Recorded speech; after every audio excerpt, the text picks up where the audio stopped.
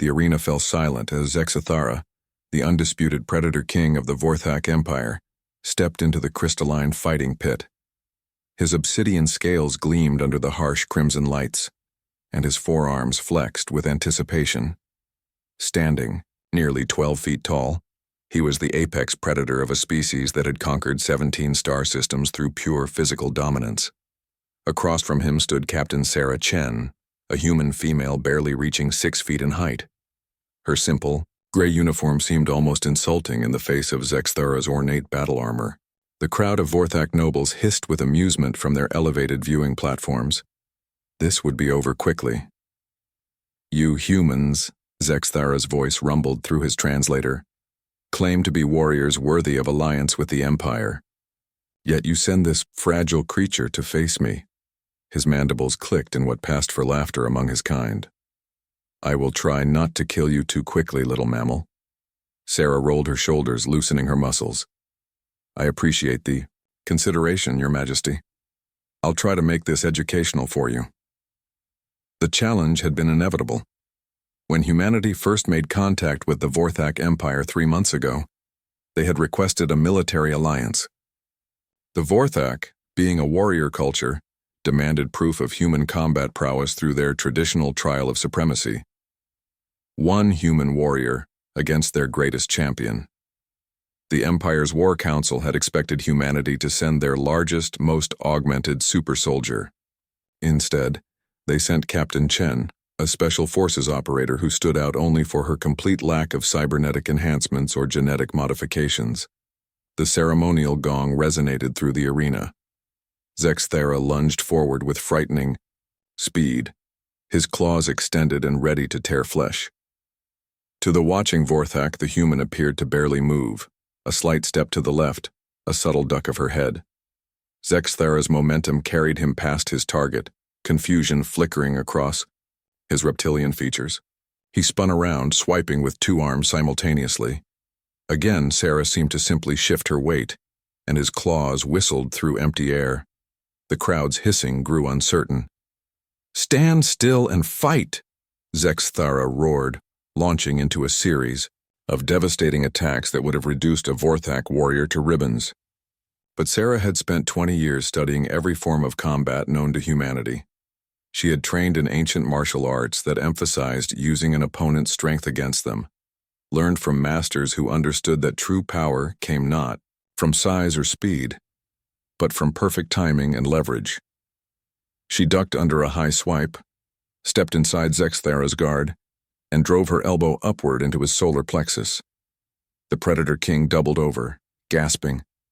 Before he could recover, Sarah grabbed one of his lower arms, pivoted, and used his own considerable weight to send him crashing into the arena wall. The crowd fell dead silent. Zexathara pulled himself to his feet, obsidian blood trickling from his mouth. For the first time in his reign, uncertainty crept into his golden eyes. This human wasn't just avoiding his attacks. She was reading them, predicting them, countering them with an efficiency that bordered on precognition. "Impossible," he snarled, charging again with renewed fury. Sarah had studied the recordings of every Vorthak combat ritual available to human intelligence. She knew that their species relied on overwhelming physical power, but their combat training emphasized brute force over technique. They were apex predators who had never needed to develop sophisticated fighting strategies because few things in their universe could challenge them physically. Humans, however, had evolved differently, weaker individually than most predators. On their homeworld, they had survived through intelligence, cooperation, and the ability to adapt any tool or technique to overcome superior foes. As Zexathara's claws swept toward her head, Sarah dropped low and swept his legs. As he fell, she caught his arm, redirected his momentum, and sent him flying across the arena again. This time, he landed hard enough to crack the crystalline floor. "You fight like a coward," Zexathara accused, struggling to rise. "I fight like a human," Sarah replied calmly. "We don't survive by being the strongest or fastest. We survive by being smarter." The Predator King's next attack was more desperate, then strategic. Sarah sidestepped, grabbed his wrist, and applied a joint lock that sent him to his knees. With precise pressure, she could have snapped his arm. Instead, she held him there, demonstrating complete control. "Yield," she said simply. Pride warred with pain in Zexthara's eyes. Around the arena, thousands of Vorthak nobles watched their invincible king held helpless by a creature they had dismissed as prey. The implications sent ripples of shock through their rigid hierarchy. Finally, Zexthara spoke the words that would reshape the balance of power in the galaxy. "I yield." Sarah released him and stepped back. The arena remained silent for a long moment before Zexthara slowly rose to his feet. When he looked at the human again, it was with something approaching reverence. "How?" he asked. "Every human child learns to fight opponents bigger than themselves," Sarah explained. "We call it survival." 3 days later, the Vorthak Empire signed the most comprehensive military alliance in their history with humanity. But the true victory wasn't the treaty.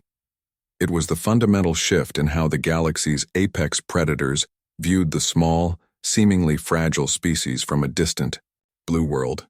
Zexthara himself requested to study human combat techniques. Within a year, he had learned enough to understand why his people's traditional methods had failed so completely. Humans didn't just fight. They evolved their fighting constantly, adapting and improving with each encounter. Now, whenever young Vorthak warriors grow arrogant about their natural advantages, their elders tell them the story of the day. Their predator king learned that true strength isn't about size or natural weapons. It's about refusing to give up, no matter what the odds. And in the halls of the Empire, a new saying had emerged.